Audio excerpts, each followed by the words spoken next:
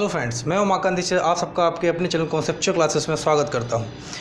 पढ़ने पढ़ाने के इस क्रम में हम लोगों ने हिंदी का कॉन्सेप्ट स्टार्ट किया था और हमने कहा था कि भाई जो यूपी टेट, जो विशेषकर यूपी टेट, यूपी लेखपाल, सुपर टेट और यूपी पुलिस की तैयारी कर रहे हैं उनके लिए ये सीरीज़ चलाई गई है और यकीन मान के चलिए कि मैं उनको ही देखकर ये सीरीज़ स्टार्ट की है और उनके लिए बहुत बेहतर चीज़ समझाने का या लाने का प्रयास कर रहा हूँ। तो कल हम लोगों ने जो वर्णमाला स्टार्ट की थी, कल या पिछले लेक्चर में वर्णमाला को स्टार्ट किया था, उसी को आगे बढ़ाते हुए हम लोग बात करने वाले हैं वर्णमाला को लेकर। हम लोगों ने पढ़ लिया था स्वर और व्यंजन। मैंने कहा था कि अभी हम लोगों ने उच्चारण के आधार पर किसी को नहीं पढ़ा है, लेकिन व्यंजन में एक चीज़ रह गई थी, द्विगुण व्यंजन। क्या रह गया था? द्विगुण व्यंजन। इसे उच्छिप्त व्यंजन भी कहते हैं, इसका नाम होता है द्विगुण व्यंजन। ये लास्ट रह गया था, बाकी सारे हमने व्यंजन पढ़ लिए थे। हमें बात करनी थी द्विगुण व्यंजन की, ठीक है। तो आगे बढ़ने से पहले जो इस चैनल पे पहली बार आ रहे हैं उनके लिए विशेष निर्देश कि भाई चैनल सब्सक्राइब करना ना भूलें, ठीक है। चलिए आगे चलते हैं। द्विगुण व्यंजन की हम लोग बात करते हैं। द्विगुण व्यंजन क्या थे कि भाई ये व्यंजन जो है इनका संस्कृत में कहीं भी यूज़ नहीं है, संस्कृत में इनको कहीं भी आप नहीं देख सकते हो। ये सिर्फ और सिर्फ हिंदी के वर्ड हैं, ठीक है। ये सिर्फ और सिर्फ हिंदी के वर्ड हैं। और कौन से वर्ड हैं? तो द्विगुण व्यंजन सिर्फ दो हैं।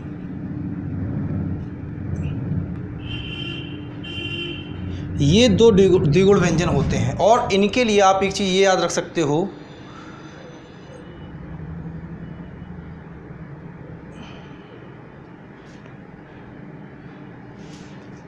इनके लिए आप ये याद रख सकते हो कि भाई इनसे कभी भी स्टार्ट नहीं होता है। ये द्विगुण जो व्यंजन हैं इनसे कभी भी शब्द स्टार्ट नहीं होगा, या तो ये शब्द के मिडिल में आएंगे या ये शब्द के बिल्कुल एंड में आएंगे। शब्द इनसे कभी भी स्टार्ट नहीं होगा, या तो ये मिडिल में आएंगे, जैसे सड़ना, ठीक है, सड़ना हो गया। और कई सारे वर्ड हैं, साण हो गया। तो इनमें देख सकते हो आप, या तो मिडिल में आ रहे हैं या फिर एंड में आ रहे हैं। इनसे शब्द कभी कोई स्टार्ट नहीं होगा, आप खुद देख सकते हो, ठीक है। तो इनसे ये हिंदी वर्णमाला के शब्द हैं, प्योर हिंदी वर्णमाला के शब्द हैं। द्विगुण व्यंजन का नाम होता है। पहली चीज़ विशेष जो इनके लिए बारे में समझ के चलना है। दूसरी चीज़ ये होती है कि भाई संस्कृत में इनका कहीं भी यूज़ नहीं है, संस्कृत के ये वर्ड नहीं है। और एग्ज़ाम में जब भी पूछा जाएगा आपसे ऐसे ही पूछा जाएगा कि भाई इनमें से कौन द्विगुण व्यंजन है, और उसमें ऑप्शन दे देगा। एक ऑप्शन में आपको इन दोनों में से कोई एक व्यंजन मिलेगा, आपको वहाँ पे टिक करना है। क्लियर है इतनी बात? सिर्फ इतना याद रखना है कि भाई द्विगुण व्यंजन कौन से हैं। आपसे और कुछ नहीं पूछेगा कि भाई इनका संस्कृत में यूज़ है या नहीं, ये कुछ नहीं पूछेगा। आपसे सिर्फ और सिर्फ इतना पूछेगा, इनमें से कौन द्विगुण व्यंजन है या इनमें से कौन द्विगुण व्यंजन नहीं है। क्लियर है इतनी बात? चलिए हम लोग आगे चलते हैं, इसके आगे चलेंगे। तो इसके साथ ही हम लोगों ने व्यंजन का कॉन्सेप्ट क्लियर कर लिया है। अभी मैंने कहा था कि मैंने उच्चारण के आधार पर कुछ भी नहीं पढ़ा है। अब उच्चारण के आधार पर ये बात करनी है कि भाई उच्चारण के आधार पर हमें क्या पढ़ना है। समझ में आ रही है बात? क्लियर है इतनी बात? चलिए हम लोग इसके आगे चलते हैं। तो फ्रेंड्स, आज का ये पार्ट हमारे लिए बहुत इंपॉर्टेंट हो जाता है, क्योंकि आज ये मैं वर्णमाला का कॉन्सेप्ट क्लियर कर दूंगा, ठीक है। इसमें कुछ भी नहीं रहेगा, पूरा कंप्लीट हो जाएगी वर्णमाला। चलिए हम लोग बढ़ते हैं। हम लोग बात कर रहे थे उच्चारण स्थान की। सबसे पहले हम लोग बात कर लेते हैं कि भाई उच्चारण स्थान क्या है।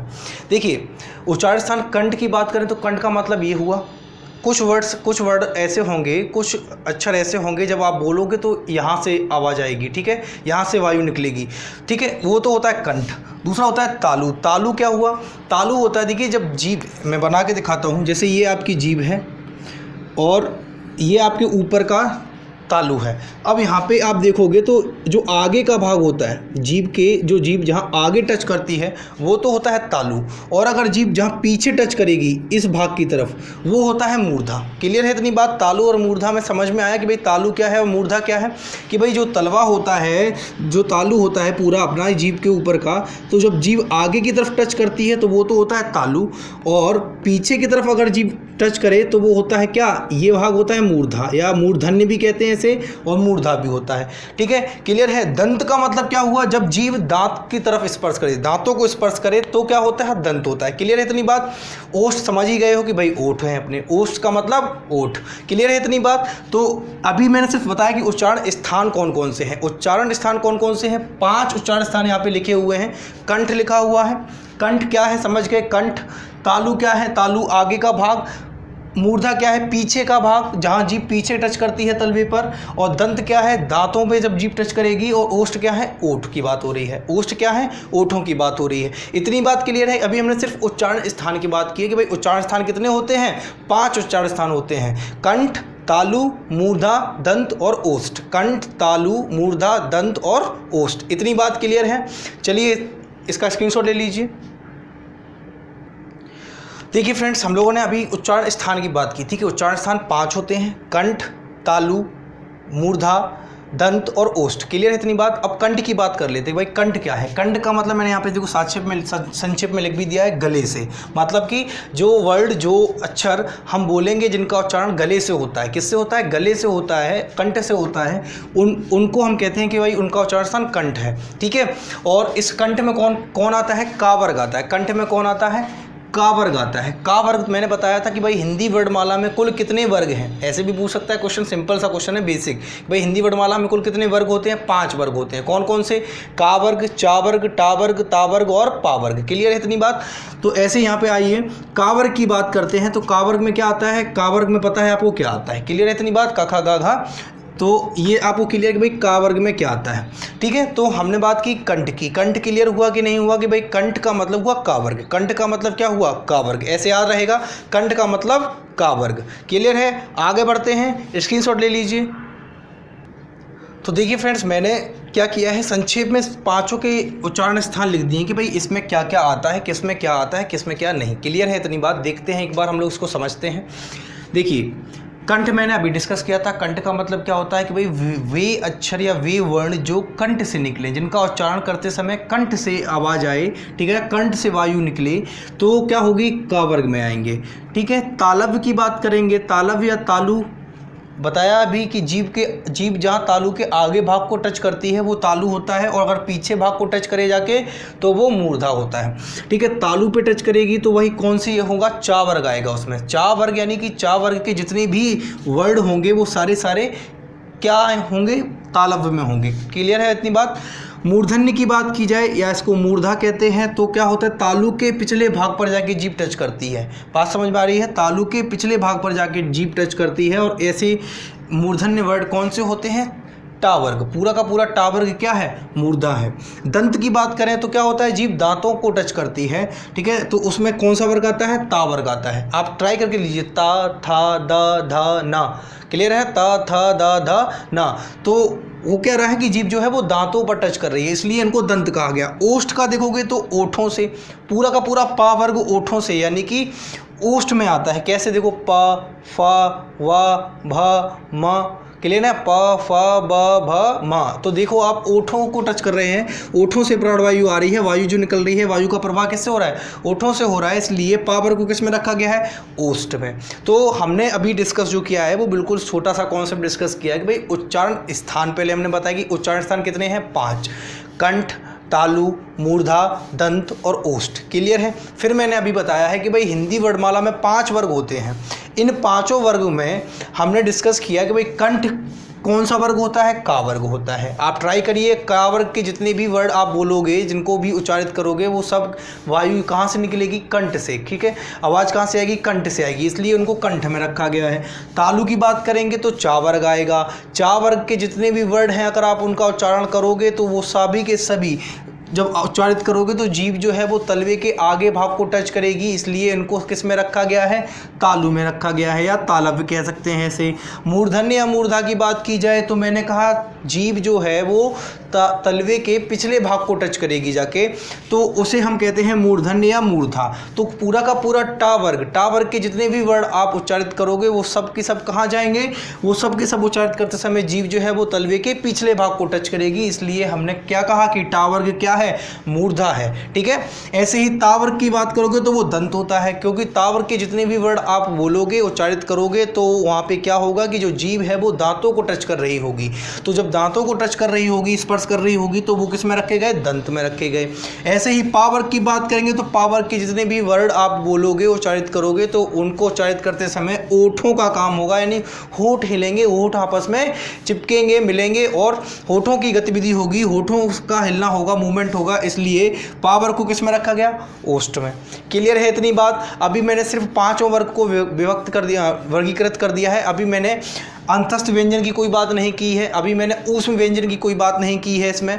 अभी सिर्फ और सिर्फ मैंने हिंदी वर्णमाला के जो 5 वर्ग हैं उनको डिवाइड किया है, उनको वर्गीकृत किया है कि भाई कौन कंठ है, कौन तालु है, कौन मूर्धा है, कौन दंत है और कौन ओष्ठ है। इतनी बात क्लियर है। अब हम डिस्कस करेंगे भाई कि अंतस्थ व्यंजन क्या आते हैं, कहाँ आते हैं, और ऊष्म व्यंजन कहाँ आते हैं, और आपके स्वर कहाँ आते हैं। क्लियर है इतनी बात। तो सबसे पहले हम देखते हैं अंतस्थ व्यंजन। अंतस्थ व्यंजन हमने कल डिस्कस किया था या पिछले लेक्चर में डिस्कस किया था कि भाई अंतस्थ व्यंजन कौन होते हैं, या, रा, ला, वा। कुल अंतस्थ व्यंजन 4 हैं, या, रा, ला और वा। या, रा, ला और वा, ये कुल 4 अंतस्थ व्यंजन है। ऐसे ऊष्म व्यंजन कितने थे, ऊष्म व्यंजन भी 4 थे, सा, सा और हा, सा और हा। तो अब देखो होगा क्या, अगर मैं बात करूँ तालु की, तो तालु में अंतस्थ व्यंजन कौन सा आता है, या आता है। तालु में अंतस्थ व्यंजन कौन सा आता है, या आता है। और मूर्धन्य में कौन सा आता है, रा आता है। दंत में कौन सा आता है, ला आता है। और ओष्ठ में कौन सा आता है, कोई नहीं आता है। वा को हम अलग रखे हैं भाई। अभी वा को मैं बताऊंगा कि वा कौन सा उच्चारण स्थान है, ठीक है। वा का उच्चारण स्थान क्या है वो मैं अभी डिस्कस करूंगा। अभी मैंने सिर्फ बोला है कि भाई अंतस्थ व्यंजन 4 होते हैं, या, रा, ला और वा। इसमें वा को हटा देना है, या, रा को और ला को देखना है। तो या आता है तालव्य में, रा आता है मूर्धा में और ला आता है दंत में। इतनी बात क्लियर है, इतनी बात क्लियर है। चलिए अब हम लोग देखते हैं ऊष्म व्यंजन। ऊष्म व्यंजन की बात करेंगे तो ये वाला सा आएगा किस में, तालु में। फिर ये वाला सा किस में आएगा, ये वाला सा आएगा मूर्धन्य में। और ये वाला सा किस में आएगा, दंत में। क्लियर है इतनी बात। बाकी बचा क्या, हा। हा पहुंच जाएगा कहाँ, कंठ पर। हा कहाँ पहुंच जाएगा, कंठ पर। कि भाई हा का उच्चारण किससे होगा, कंठ से हो रहा है। हा का उच्चारण कंठ से हो रहा है। आप देख सकते हो हा बोलोगे तो कंठ से आवाज आएगी, इसका मतलब हा क्या है, कंठ है। हा कंठ है। बाकी ये जो तीनों सा हैं वो तालव्य, मूर्धा और दंत होंगे। क्लियर है इतनी बात, इतनी बात क्लियर है। अब बात आती है किसकी, अब बात आती है स्वरों की। अब बात आती है स्वरों की। तो जब हम स्वर की बात करेंगे तो छोटा आ, बड़ा आ, अंग और आहा यानी कि आयोगवा, दोनों आयोगवा यानी कि अंग और आहा, जहाँ एक आपका अनुनासिक है और दूसरा आपका क्या है, विसर्ग। तो अंग और आहा और आ, छोटा आ बड़ा आ, ये सब किस में आते हैं, कंठ में आते हैं। अगर हम बात करें तालु की, तो तालु में छोटी ई और बड़ी ई आती है। छोटी ई और बड़ी ई किस में आती है, तालु में आती है। अब हम मूर्धा की बात करेंगे तो मूर्धन में आता है क्या, मूर्धन में आता है री, ऋषि वाला री। क्लियर है। मूर्धा में क्या आता है, ऋषि वाला री आता है। दंत में आता है लरी। अब इसको आप समझो, कंफ्यूज मत होना। लरी, लरी जो वर्ड है, ये जो स्वर है, ये हिंदी में नहीं है। हिंदी से इसको हटा दिया गया है, हिंदी से, हिंदी वर्णमाला से इसको हटा दिया गया है। लरी जो है वो संस्कृत का स्वर है। किसका स्वर है, संस्कृत भाषा का स्वर है। क्लियर है इतनी बात। अब हम बात करते हैं ओष्ठ की। तो ओष्ठ में क्या आता है, ओष्ठ में देखोगे आप तो छोटा ऊ और बड़ा ऊ, छोटा ऊ और बड़ा ऊ, ये किस में आते हैं, ये ओष्ठ में आते हैं। छोटा ऊ और बड़ा ऊ ये किस में आते हैं, ये ओष्ठ में आते हैं। इतनी बात क्लियर हुई कि नहीं हुई, इतनी बात क्लियर हुई कि नहीं हुई, हो गई होगी क्लियर, कुछ नहीं है इसमें।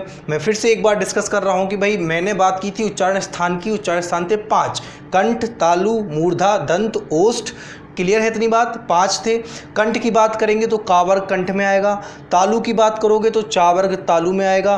अगर मूर्धा की बात करोगे तो टा वर्ग मूर्धा में आएगा। और अगर आप दंत की बात करोगे तो ता वर्ग दंत में आएगा। और अगर आप ओष्ठ की बात करोगे तो पा वर्ग ओष्ठ में आएगा। ये तो 5 वर्ग होते हैं वर्णमाला में, उनका डिस्कस हो गया। फिर मैंने अंतस्थ व्यंजन की बात की तो कंठ को छोड़ दो। अंतस्थ व्यंजन की जब बात करेंगे तो कंठ को छोड़ दो। फिर क्या आएगा, तालु, तालु में या आ गया, मूर्धा में रा आ गया और दंत में ला आ गया। वा का डिस्कस हम बाद में करेंगे। वा अभी हम बताएंगे, वा होता है दंतोष्ठ, वा क्या होता है? दंतोष्ठ। वा को आप याद रखना है, कई बार एग्जाम में डायरेक्ट पूछ लेता है कि भाई वा का उच्चारण स्थान क्या है? दंत है, ओष्ठ है, दंतोष्ठ है, कंठोष्ठ है, तो आप कहोगे दंतोष्ठ। क्या है? दंतोष्ठ है। क्लियर है? क्योंकि देखो यड़ संधि जब आपने पढ़ी होगी, यड़ संधि जब आप पढ़ते हो तो ई और ऊ का कॉन्सेप्ट होता है, वहाँ पे ई और ई से या बनता है, ऊ से वा बनता है। तो वही कॉन्सेप्ट है कि वा क्यों बन रहा है यड़ संधि में, क्योंकि वा के उच्चारण स्थान जब आप वा को उच्चारित कर रहे हो तो जो वा वर्ड बना है वो ऊ से बना है। ऊ का मतलब क्या हुआ? ओष्ठ। ऊ का मतलब क्या हुआ? ओष्ठ। ठीक है। और वा जो है वो ला के समीप होता है, अंतस व्यंजन में ला के समीप होता है, इसलिए यहाँ पे माना जाता है कि भाई ये वा जो है उसमें दंत का भी उच्चारण होगा। तो वा जो हुआ वो दंत प्लस ओष्ठ, दंत प्लस ओष्ठ यानी कि दंतोष्ठ हुआ। वा का उच्चारण स्थान क्या होगा? दंतोष्ठ होगा। इतनी बात क्लियर है? मैं यही लिख देता हूँ भाई, वा का उच्चारण स्थान क्या होगा? वा का उच्चारण होगा दंतोष्ठ। दंतोष्ठ का मतलब दंत प्लस ओष्ठ, दंत प्लस ओष्ठ क्या होगा? दंतोष्ठ। क्लियर है इतनी बात? तो वा का उच्चारण स्थान हो गया। अगर मैं बात करूं ऊ, छोटा ऊ और बड़े ऊ की, तो इसका उच्चारण स्थान क्या होगा? इनका उच्चारण स्थान ओष्ठ होगा। लिरि की बात करता हूं तो लिरि जो है वो संस्कृत भाषा का स्वर है, हिंदी भाषा के स्वर से इसको हटा दिया गया है, तो लिरि जो है वो दंत में आता है। अगर ऋषि वाले री की बात करूं तो ये किस में आता है? मूर्धा या मूर्धन्य में आता है। छोटी ई और बड़ी ई की बात करूं तो किस में आते हैं? तालव या तालु में आते हैं। आयोग वाह या छोटा आ और बड़े आ की बात करूं तो ये किस में आते हैं? कंठ में आते हैं। इतनी बात क्लियर है? इतनी बात क्लियर है? इसी ही के साथ साथ अगर आपको इतनी क्लियर हो जाएगी तो आपको उच्चारण स्थान में कोई भी कंफ्यूजन नहीं रहेगी। सिर्फ अब जो डिस्कशन रह गया उच्चारण स्थान में वो 4 शब्दों का रह गया, ए ऐ ओ औ, क्योंकि यही स्वर रह गए हैं। ए ऐ ओ औ यही स्वर रह गए हैं, बाकी स्वर हमने देख लिए हैं। आ हो गया है, ई हो गया है, ऊ हो गया है, अंग आहा हो गया है। क्या रह गया है? ए ऐ ओ औ। तो ए ऐ ओ औ की चर्चा शेष रह गई है, इसको मैं अभी डिस्कस करता हूँ ए ऐ ओ औ की। बाकी इसका आप स्क्रीनशॉट ले लीजिए, इसका आप स्क्रीनशॉट ले लीजिए, और मुझे पूरी उम्मीद है कि भाई ये कॉन्सेप्ट आपको बिल्कुल क्लियर हो चुका होगा, कोई कन्फ्यूज़न नहीं रही होगी। एग्जाम में कैसे भी क्वेश्चन पूछेगा आप बिल्कुल कर पाओगे। डायरेक्ट क्वेश्चन बनता है भाई, डायरेक्ट बनेगा भाई खा का उच्चारण स्थान बताओ। खा का उच्चारण स्थान क्या होता है? कंठ होता है। आपसे पूछ लिया गया भाई ला का उच्चारण स्थान बताओ। ला का उच्चारण स्थान क्या होता है? दंत होता है। ला का उच्चारण स्थान क्या होता है? दंत होता है। हा का उच्चारण स्थान क्या होता है? कंठ होता है। ठीक है। छोटी ई का उच्चारण स्थान पूछ लिया गया, क्या होगा? छोटी ई का उच्चारण स्थान पूछा गया, क्या होगा? तालु होगा। छोटी ई का स्थान पूछा गया, क्या होगा? तालु या तालव्य होगा। क्लियर है इतनी बात? ऐसे ही डायरेक्ट क्वेश्चन बनते हैं, कोई भी एग्जाम हो डायरेक्ट सीधा क्वेश्चन वर्णमाला से ऐसे ही बनता है कि भाई इसमें से कौन सा कंठ है, कौन सा तालु है, कौन सा मूर्धन्य है और कौन सा ओष्ठ है। क्लियर है इतनी बात?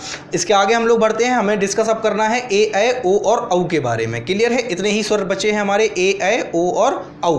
क्लियर है इतनी बात? स्क्रीनशॉट ले लीजिए इसका। देखिए फ्रेंड्स, ये जो बोर्ड पे लिखा हुआ है आपके लिए बहुत ही इंपॉर्टेंट चीज़ है। मैं अभी बता दूं कि भाई ये जो बोर्ड पे लिखा हुआ है इसमें किसी ना किसी एक एग्ज़ाम में, चाहे वो KVS का हो, चाहे वो DSSB का हो, चाहे UP टेट का हो, UP पुलिस का हो, किसी भी एग्ज़ाम में इससे क्वेश्चन बिल्कुल ही 200% बनेगा। क्योंकि देखो वो जो चीज़ें थी वो सिंपल चीज़ें थी, वे में चल रही थी भाई कावर किस में आता है, चावर किस में आता है, टावर किस में आता है, तावर किस में आता है, अंतस्थ किस में आते हैं, ऊष्म किस में आते हैं, वो सब क्लियर था।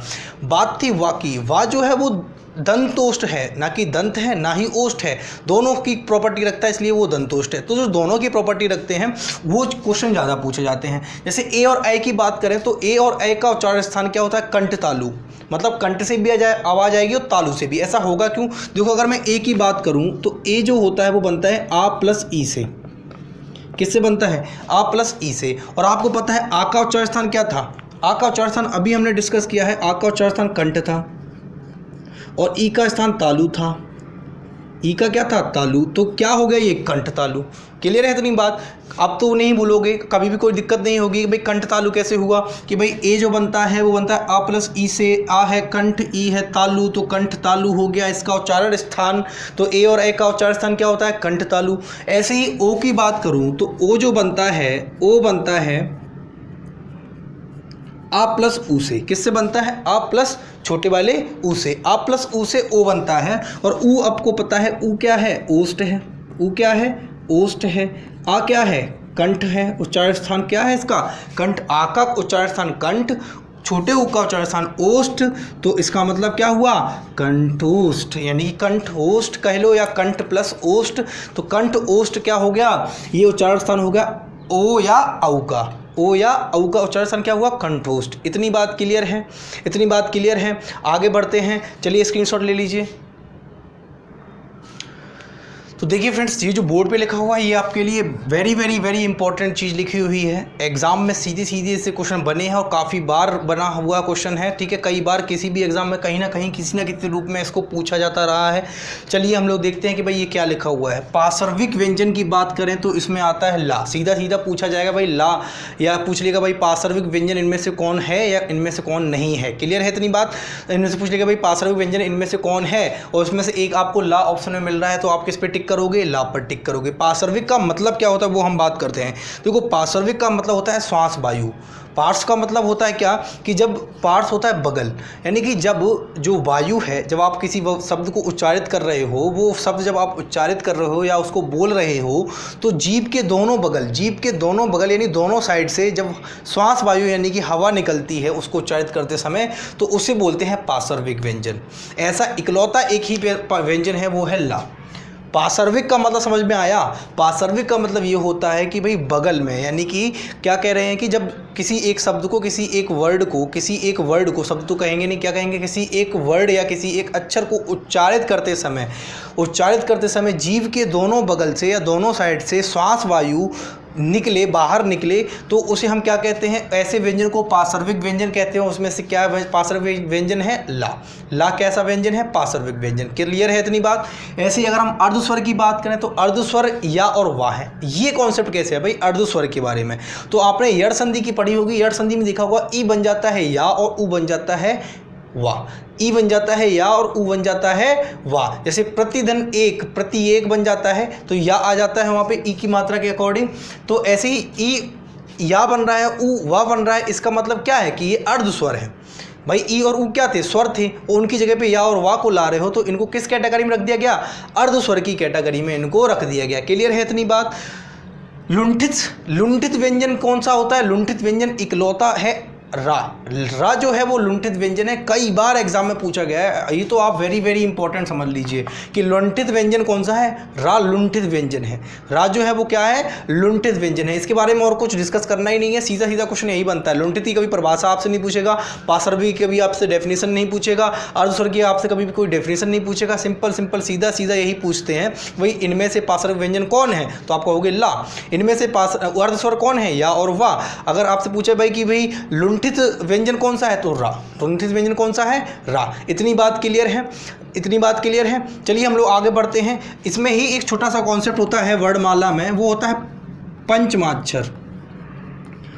कौन सा टॉपिक होता है, पंचमाक्षर। कुछ नहीं है पंचमाक्षर को ही हम लोग अनुनासिक कहते हैं। क्या कहते हैं, अनुनासिक का मतलब क्या है, नाक से जो वायु निकलेगी, जब इनको उच्चारित करोगे तो नाक से वायु निकलेगी, ठीक है ना, नाक से वायु निकलेगी। जैसे ना हुआ, माँ हुआ, ये सब क्या है, ये पंचमाक्षर हैं। और पंचमाक्षर के साथ साथ इन्हें क्या कहते हैं, इन्हें हम अनुनासिक भी कहते हैं। तो प्रत्येक वर्ग का पंचम वर्ड, मैंने पहले ही बोला था कि हिंदी वर्णमाला में 5 वर्ग हैं। हिंदी वर्णमाला को 5 वर्ग में बांटा गया है। प्रत्येक वर्ग में 5-5 वर्ड हैं। तो प्रत्येक वर्ग में 5-5 वर्ड हैं। तो सभी वर्गों का 5वां अक्षर क्या कहलाता है, पंचमाक्षर कहलाता है। सभी वर्गों का 5वां अक्षर क्या कहलाता है, पंचमाक्षर कहलाता है। और पंचमाक्षर को ही हम क्या कहते हैं, अनुनासिक कहते हैं, क्योंकि इनके उच्चारित करते समय जो वायु है वो कहाँ से निकलेगी, नाक द्वारा निकलेगी। इसलिए हम क्या कहते हैं कि भाई ये अनुनासिक भी हैं। तो पंचमाक्षर और अनुनासिक, समझ में आ गया कॉन्सेप्ट, क्लियर है इतनी बात। बढ़े आगे, चलिए आगे बढ़ते हैं, स्क्रीनशॉट ले लीजिए। चलिए फ्रेंड्स, ये देखिए बोर्ड पर मैंने क्या लिखा हुआ है। अब देखो 2 रह गए हैं, एक प्राण के आधार पर, एक प्रयत्न के आधार पर, और पूरी वर्णमाला हमारी समाप्त हो जाएगी। उच्चारण के स्थान के बारे में हमने डिस्कस कर लिया है। कंठ तालु मूर्धा के बारे में मुझे नहीं लगता आपको कोई भी कन्फ्यूज़न रह गई होगी। अब सिर्फ रह गई है कि भाई प्रयत्न के आधार पर व्यंजनों को कितने भागों में बांटा गया है और प्राण के आधार पर व्यंजनों को कितने भागों में बांटा गया है। अब सिर्फ हमें यही 2 चीज़ें डिस्कस करनी है। क्लियर है इतनी बात। तो प्रयत्न के आधार पर अगर मैं बात करूँ, प्रयत्न के आधार पर 2 वर्गों में बांटा गया है व्यंजनों को। पहला वर्ग होता है घोष, जिसे सघोष भी कह सकते हो, और दूसरा होता है अघोष, घोष या सघोष, और दूसरा अघोष। तो 2 वर्गों में बांटा गया है इनको।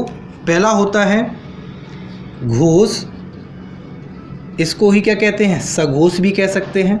तो कन्फ्यूज़न नहीं रखनी है भाई, घोष और सघोष 2 अलग अलग चीज़ नहीं है, एक ही है। और दूसरा क्या है, अघोष, दूसरा क्या है अघोष।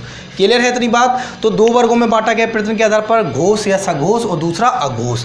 होता क्या है भाई, अगर इनकी डेफिनेशन पूछी जाए कि भाई घोष है क्या, भाई बांटा है तो किसी एक कैटेगरी के अकॉर्डिंग बांटा होगा, कोई एक विशेषता होगी, उस विशेषता को देखते हुए बांटा गया होगा।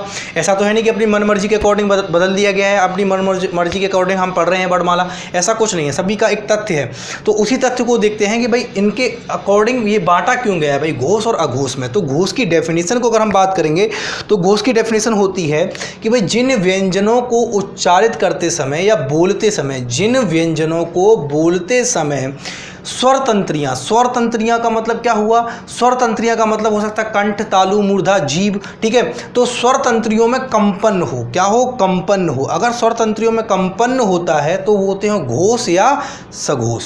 उन्हें हम क्या कहेंगे, घोष या सघोष। क्लियर है इतनी बात कि भाई घोष या सघोष व्यंजन क्या होंगे कि जिन व्यंजनों के उच्चारण में या जिन व्यंजनों को बोलते समय स्वर तंत्रियों में कंपन हो उन्हें हम घोष या सघोष व्यंजन कहते हैं। क्लियर है इतनी बात।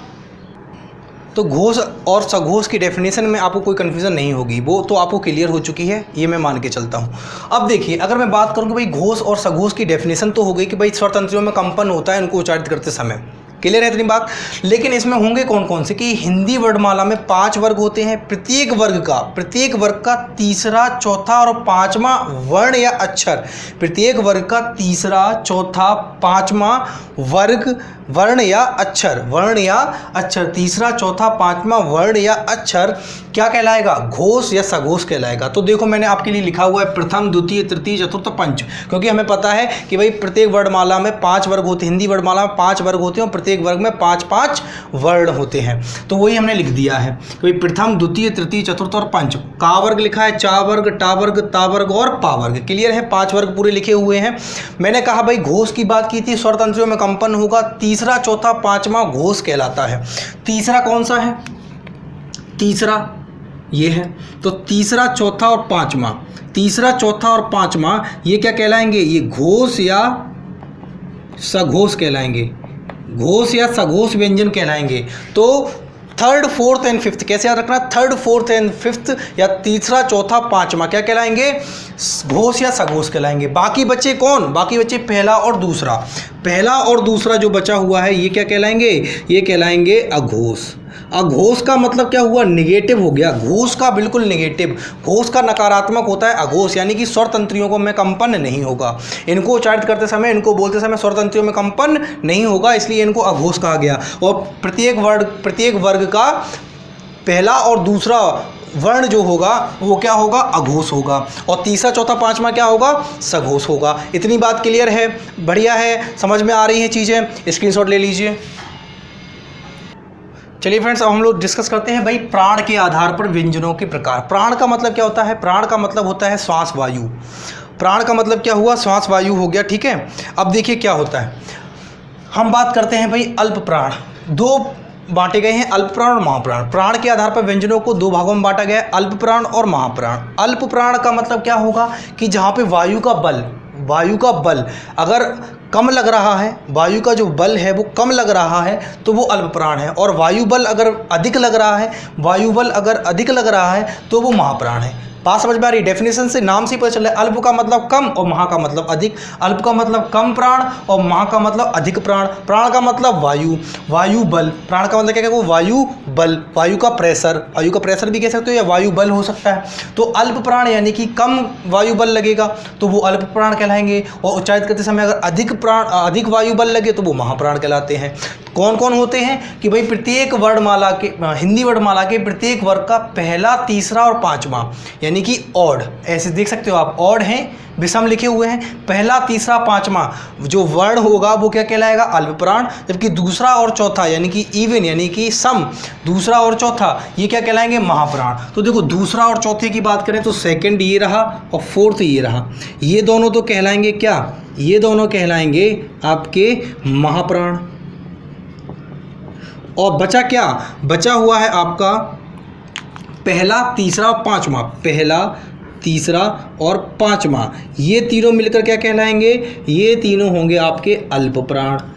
इतनी बात क्लियर है कि भाई अल्प प्राण क्या है और महाप्राण क्या है। प्राण का मतलब है वायु बल, अगर वायु बल उच्चारित करते समय कम लगे तो अल्प प्राण, अगर ज़्यादा लगे तो महाप्राण। अल्प प्राण में प्रत्येक वर्ग का पहला, तीसरा और पांचवा वर्ड, और महाप्राण में प्रत्येक वर्ग का दूसरा और चौथा वर्ड। क्लियर है इतनी बात। तो इसी कॉन्सेप्ट के साथ ही हमारी वर्णमाला का पूरा भाग क्लियर होता है। यहाँ पे हमने पूरी वर्णमाला पढ़ ली है और मुझे ऐसी उम्मीद है कि आपको इस पूरी वर्णमाला में जो मैंने 2 भागों में बांटी है कहीं भी कोई भी दिक्कत नहीं होगी। अगर कोई दिक्कत परेशानी है किसी चीज़ को समझने में तो आप कमेंट ज़रूर करें।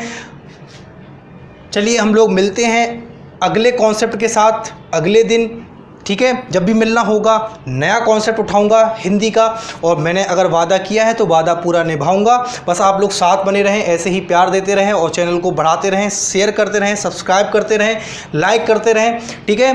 हम लोग मिलते हैं अगले कॉन्सेप्ट के साथ, तब तक के लिए नमस्कार, जय हिंद, चलिए बाय बाय।